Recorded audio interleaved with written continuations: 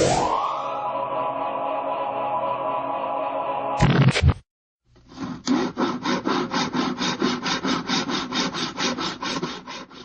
High Tech Dad, and once again I'm here to crack open an iPhone and replace a battery. So I've done this before on some earlier versions of the iPhone. For some reason I always manage to burn through batteries within a year, and some of the signs that you have when your battery's starting to go is that the battery level drops really quickly or it charges really quickly. So either of those types of things you start to look for. So what I'm going to do today, and this is thanks to the guys at iFixit for supplying me with the parts, and also the helpful guide that I always follow, I'm going to crack this thing open and put it in. So from what I understand, the process is a lot easier. There are minimal steps, and I think Apple has really done a good job at trying to make it easier for their techs to replace batteries, and therefore for you to replace batteries. So what I usually do is I read the instructions or watch a video. You could watch mine, for example, or iFixit has some videos as well, and then I go through on the guide and I actually number wherever there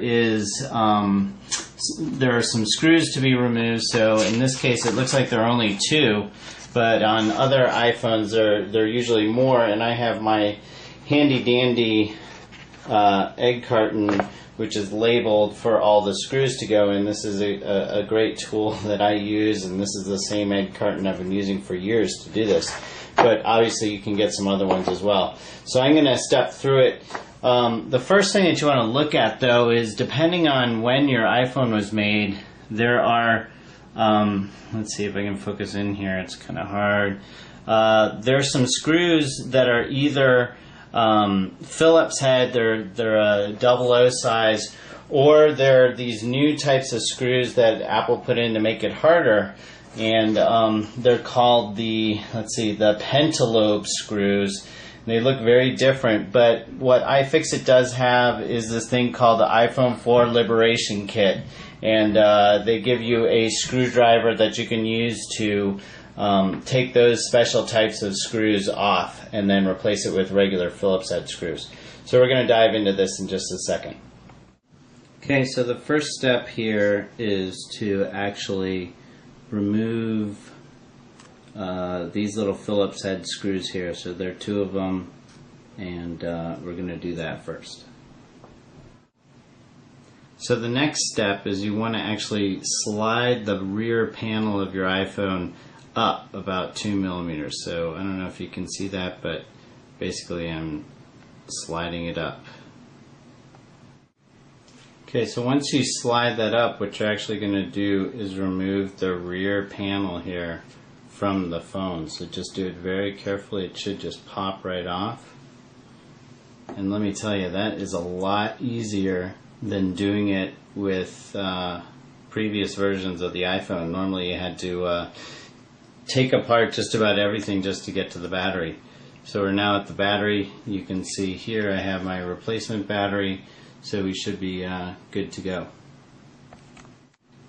So the next step is we're going to remove this tiny little Phillips head right there that holds the battery into the logic board. So here's a close-up of that screw right there. So I find it helpful to have a set of tweezers to take out some of these screws when they're really small. And if you lose them, don't worry, you can probably pick them up somewhere, but it's better to, I usually put out some sort of a cloth or something, so I do my work on that. So when you pry this off, if you haven't done it before, it probably takes a little bit of effort there. You can see I just popped it off. This is the first time. You don't want to do it too much because you don't want to break any of the contacts that are in there. So there it is. And just to give you a point of reference, this is the new battery. You can see what the contact actually looks like when it's removed here. So you can see on the underside as well.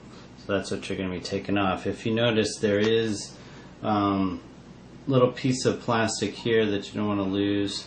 I'm not quite sure what that is, but I'm sure we'll find out in a few seconds. Okay, so the next step is to actually grab this plastic thing here and try to pull out the battery. You have to be careful when you do this because sometimes they use a lot of adhesive to hold the battery down, so it's kind of hard to get it out without tearing the tab. So just if it's hard to do, you can pry it up very carefully using one of these tools again, and I'm going to actually just try and pry this thing off and then kind of go from there. So I actually had to take this tool and just sort of carefully put it in here to pop it up a little bit, loosen it up. Just be careful on the connections because the iPhone is obviously a very fragile device. So once you loosen it up, you should be able to pop it out. Okay, I did most of my work prying on this end, and it looks like I almost have it out. Let's try it right there so you can see it's kind of loosened up. Let's see if I can just use my hands now to get the rest of it up. It's probably because of the excessive glue that's in there, but there we go. So that is the old battery. It's officially out, and you can see there's some adhesive in there. Didn't really need to use that pull tab that much. Alright, so here's the new battery, and I always love this in the iFixit guides. The directions for the rest of the process is, okay, do everything in reverse. I've always loved that. So I'm just going to go through and try and reconnect everything, and pay careful attention to, let's see if I can get a close-up of this. In this area here, there was a little black thing that I wasn't quite sure what it was, but it's a it helps with the connector right there, so just be sure that you put it back in the right order. So I'm going to assemble it now. So here's a little tip on something that isn't in the iFixit guide. The ribbon right here gets kind of extended when it comes, so what I actually recommend is attach the screw first all the way through. Make sure that you have this little plastic thing seated in the right order. So attach it first and then put the battery in so that you can sort of flex it into place. So that's what I'm going to do next. So be sure that when you do put it in that you press it down so that it snaps into place. So the next step that I did was I simply, once that was screwed in, I just simply slid it down. And so the battery is now in, and I'm just going to reassemble it the way I took it apart. So you can push down on this a bit to make it adhere to the base. So just put the base on here and slide it back down, and then put your screws back in, and that should be it. Alright, so the screws at the bottom here are back in, and it looks like everything looks pretty solid. So this is always the moment of truth. Powering it up, see if it turns on, and it says that I need to charge it. So at least that's a good sign that it is recognizing the battery. So I'm going to charge it up and see if we can get it going from there. Alright, so I plugged it in. I just figured I'd fire it up right now. While it's booting up, I just wanted to thank iFixit for supplying me with the battery. Batteries cost about $20, and you can get the tools for a couple bucks as well, and the guide is free to download. They also have videos on their site.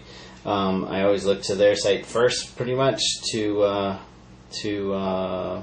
check out before I do any kind of repairs. This is probably one of the easiest things that I've ever done. It is a little bit delicate in terms of the work, but once you do it, you could probably change a battery in about 5 minutes.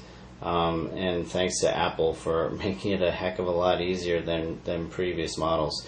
So anyway, it's booting up. If you want to read more about this process, you can look on my site, and that's at www.hightechdad.com, and I have other how-to and fix-it guides there as well as some product reviews of hardware and software. And if you have any questions, you can also ask me on Twitter, and I'm at HighTechDad.